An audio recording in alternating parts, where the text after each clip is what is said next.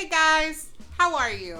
It's your girl, Jackie from the Financial Literacy Tribe, coming at you with a brand new video. So for today, I wanted to share with you guys, I was super excited to share what is one of my favorite and arguably one of the more impactful frugal habits that I have developed over the years. And it is the concept of meal planning. Whoa.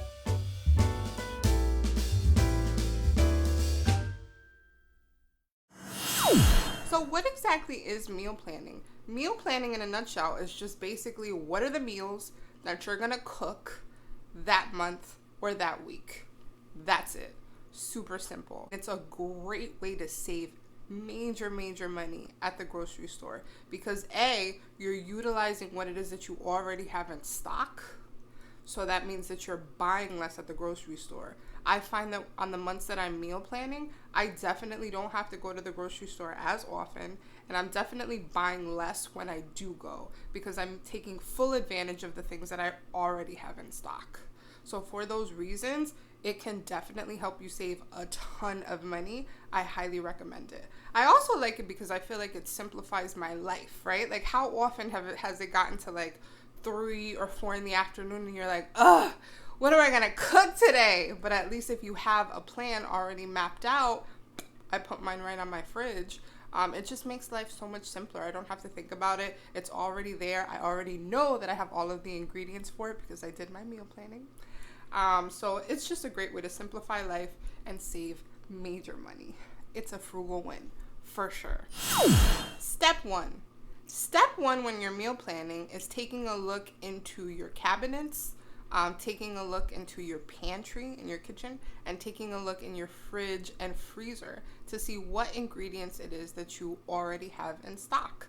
Obviously, in terms of use, you're probably going to want to use up any perishables that you have sitting in your fridge that have been there for a little while because you don't want them to go bad.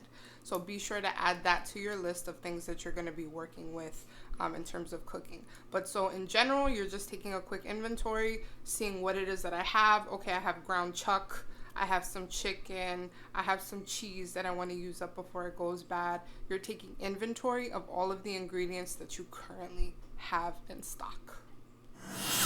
Step 2. Step 2 is identify how many meals it is that you plan on cooking that month. So this is something that's obviously going to vary wildly depending on your family size, depending on how often it is that you cook normally, depending on what your goals are in terms of fitness or health or whatever. In general, I know for me, I usually only cook dinner. That's the only meal that we'll cook in my house. In terms of breakfast and lunch, we usually just kind of like, I'm not a big breakfast person. I usually do not eat breakfast because I'm just like not super hungry in the morning. So I'm much more of a like coffee in the morning. I'll usually snack on stuff for lunch. And then dinner is usually like the larger meal that I consume during the course of the day. Obviously, this is going to be different from family to family. Maybe you find yourself having to cook breakfast, lunch, and dinner. So obviously, you're going to have many more meals that you have to prepare on a weekly basis than I do. But definitely just take note of how many meals you plan on cooking during the course of that month.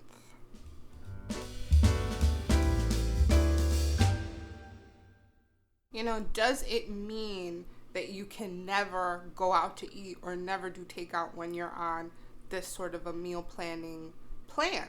No, of course not. But the idea is that you actually will plan out the days that you plan on going out to eat or that you plan on doing takeout, and that will also help you save money. Because, for example, in my household, we usually cook Monday through Friday, and then we do takeout or we go out to eat on the weekends. And so it's another way to sort of help bring the cost of our monthly food budget down. Step number 3.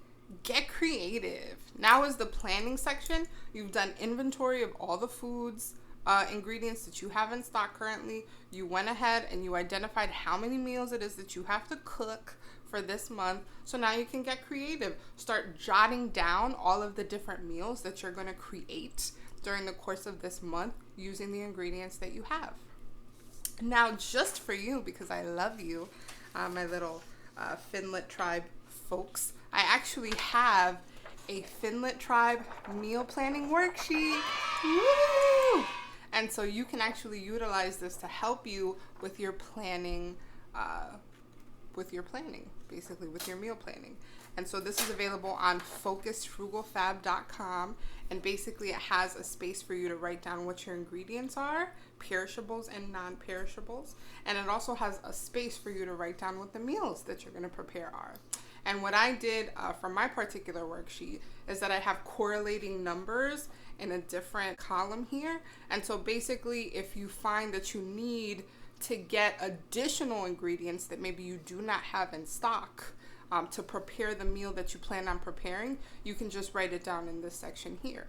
So that way you can bring this paper to the grocery store with you and you won't forget what it is that you have to buy. So just as an example, if I decide that I'm making taco salad because I have ground beef already in my fridge and I have lettuce and I have cheese and maybe all I need is sour cream, I'm gonna write down taco salad right here under my meals category, and then I'm gonna write that I have to buy sour cream. And so it's a really easy way to remember what it is that you have, what it is that you don't, what it is that you're preparing. And like I said, I just bring this to the grocery store with me, so that way I know what I have to buy. Super easy.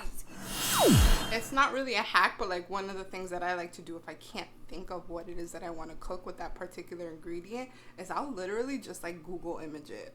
I'll Google image ground beef, or I'll Google image like can of mushroom soup or something like that, and just see like what looks really good in the Google images. Very visual, so I find that helps. Step 4 is, as we already mentioned, as you're writing down specifically what are the meals that you plan on preparing, you also want to make sure that you're writing down what are the ingredients that you don't have in stock that you're going to need for that meal. So I already said the example, if I have ground beef and I have tortilla chips and I have lettuce and tomato, but maybe all I need is sour cream for my taco salad, I'm going to make sure that I write down sour cream so that I can remember to buy it at the grocery store. Last step, once you have jotted down and you did all your planning, put it on a calendar. On the actual Financial Literacy Tribe packet worksheet that I created for you guys, there is a calendar on the very last page, so you can write down all of the food items that you plan on preparing and hang it on your fridge. I love it because that means my boyfriend's not going to ask me 15,000 times, what are we eating today? What are we having today? What are we eating today? I love him, but he drives me bananas sometimes. But so it's already on the fridge, so nobody has to ask you 8 million times what it is that we're having for dinner today.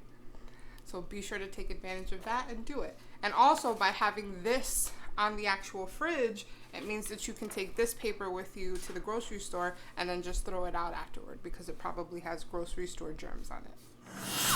So definitely this is a system that I encourage you all to try. It is a great way to make sure that you're saving on your grocery budget, and it is a great way to get organized. It also has like fitness benefits because you can try to make sure that your meals are on the healthier side as opposed to ordering pizza and Chinese food, which is what I would do if I wasn't doing meal planning. So definitely feel free to take advantage of it. I would love to hear, what are your favorite recipes that you guys like to make? Make sure to comment down below in the comment section so I can try them, so I can steal your recipes. Oh yeah. I hope you found this video to be helpful, and if you did, be sure to hit the like button and hit the subscribe button. If you would like to check out my meal planning worksheet, be sure to visit focusedfrugalfab.com, and I will see you guys soon. Bye.